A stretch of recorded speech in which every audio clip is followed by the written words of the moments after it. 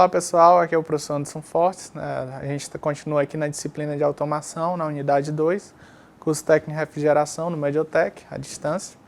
Nessa unidade 2 a gente vai ver um pouco sobre os dispositivos de proteção, principalmente termostatos e pressostatos. E a gente vai ver também sobre o sistema de retorno de óleo. Então, os pressostatos e termostatos, eles têm como objetivo o quê? Ligar ou desligar o sistema, na maioria das vezes, em função das condições. Então, se a pressão de descarga está muito elevada, ele tende a desligar o compressor, desligar o sistema para evitar um dano.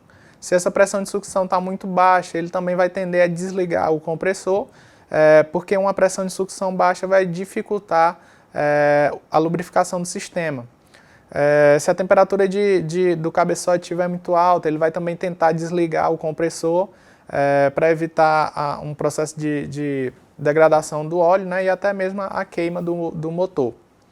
Então, os pressostatos e termostatos, eles têm o objetivo que fazer com que o compressor ou o sistema opere dentro das condições de pressão e temperatura desejadas. Então, nessa figura aí à direita, a gente vê o que? Isso é um gráfico que aparece muito em catálogos de compressores, onde eu tenho uma região verde. Toda essa região verde é uma região onde o meu compressor opera devidamente. Os eixos do gráfico são as temperaturas de condensação e temperatura de evaporação. Essa região amarela é uma região onde o compressor necessita de uma condição adicional, como por exemplo um resfriamento adicional no cabeçote. E toda essa região em vermelho, fora desse quadro aí, indica condições onde o meu equipamento não vai funcionar de maneira adequada e corre risco de ter uma falha, de sofrer algum tipo de falha. Então o pressostato e o termostato ele vai fazer o quê? Com que o meu sistema opere sempre aí dentro dessa faixa verde aí, evitando situações críticas que possam ocasionar falhas no meu equipamento. A gente vai ter também um sistema de retorno de óleo que tem o objetivo de que, na maioria dos sistemas, o óleo vai estar misturado com o fluido refrigerante e esse sistema ele tem que garantir a separação do óleo e o retorno desse óleo para o cárter do compressor. E aí no cárter do compressor ele volta a recircular e lubrificar o compressor. Então os termostatos, em geral, eles estão associados a um controle on-off, de ligar ou desligar o sistema ao atingir uma temperatura adequada. Pode ser que, por exemplo, ao atingir uma temperatura adequada no ambiente refrigerado, ele desliga o sistema, como ele também pode desligar um sistema, um outro termostato pode estar desligando o sistema, se uma temperatura de descarga subir acima do nível aceitável. Eles podem ser do tipo de bulbo, onde a gente tem um bulbo em função da temperatura, esse bulbo vai ter um gás que vai expandir e essa expansão vai promover o desligamento ou ligamento de um tipo de relé, um relé por bulbo.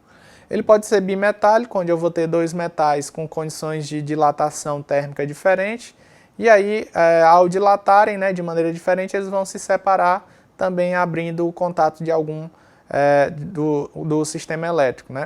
E ele também pode ser um termostato do tipo eletrônico, onde ele pode ter uma característica elétrica, como por exemplo a resistividade, variando com a temperatura, e ao atingir uma dada corrente elétrica ele vai estar desarmando também o sistema.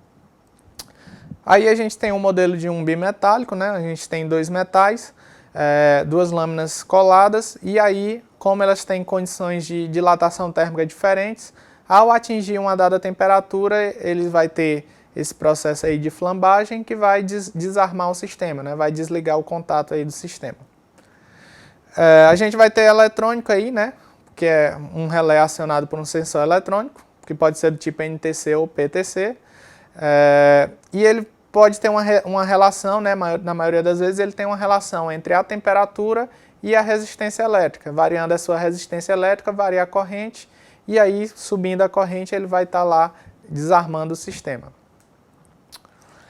Deve-se tomar cuidado com o processo de instalação desses termostatos, para evitar dobras bruscas, que podem promover o rompimento de fios ou cabos. Evitar impactos, que podem promover folgas de algum contato ou quebra de algum dispositivo eletrônico. Deve garantir a extensão mínima de contato, no caso de uma espécie de bulbo, por exemplo, ele tem que ter um contato mínimo naquele ambiente que está sendo feita essa medição de temperatura. E você tem que verificar junto ao manual do termostato como é que deve ser feita a ligação dos terminais. Então, garantir uma correta ligação dos terminais para que ele faça uma leitura adequada de como deve ser feita a instalação e de como deve operar o sistema.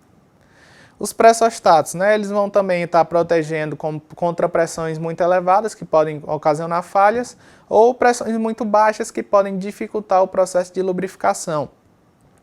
Então, atingindo uma dada pressão, ele pode estar armando ou desarmando também o sistema.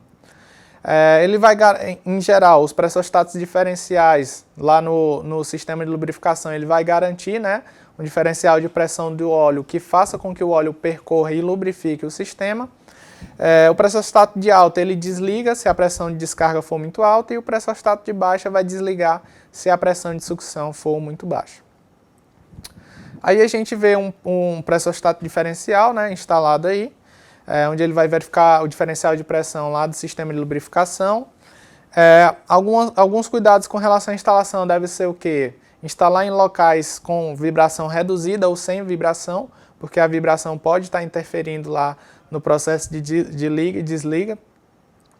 Evitar mau contato na instalação e garantir aterramento, né, para evitar que ele tenha interferências por correntes parasitas. Deve ter cuidado com a instalação correta, obedecendo o manual do equipamento.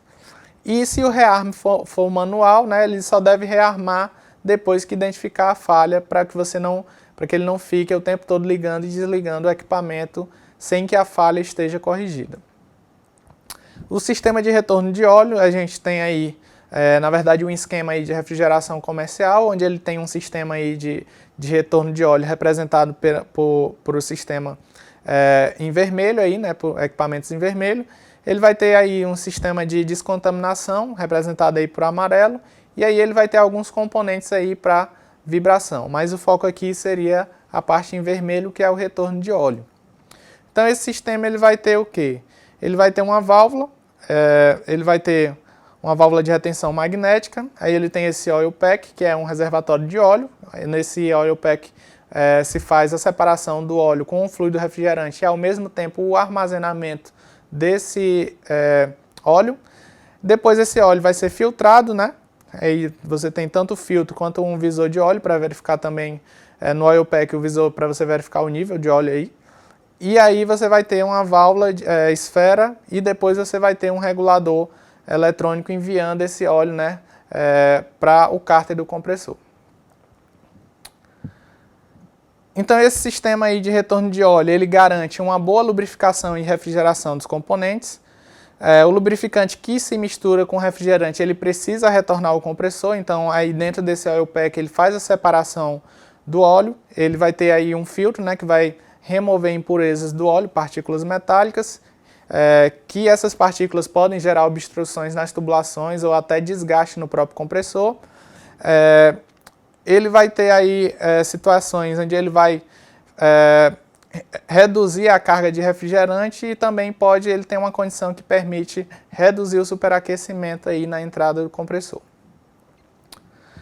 Aqui a gente tem um sistema de descontaminação, né, que também é muito importante para garantir que o lubrificante opere nas condições adequadas. Esse lubrificante, né, vamos supor que numa situação onde o termostato não está funcionando bem, então o cabeçote do compressor está chegando a temperaturas elevadas, o refrigerante está a uma temperatura de descarga elevada e como o óleo está ali junto com o compressor, com o refrigerante, ele também está submetido a temperaturas elevadas. Esse óleo, quando há algum tipo de presença de umidade e ele é submetido a condições de temperaturas elevadas, ele vai promover a formação de ácido e borra. Essa borra, quando ela contamina lá as bobinas do motor elétrico, ela vai dificultar o resfriamento dessa bobina e a gente vai ter um processo cíclico de aquecimento da bobina até a queima desse motor elétrico aí. Aí estão as referências da aula e aí bons estudos para vocês.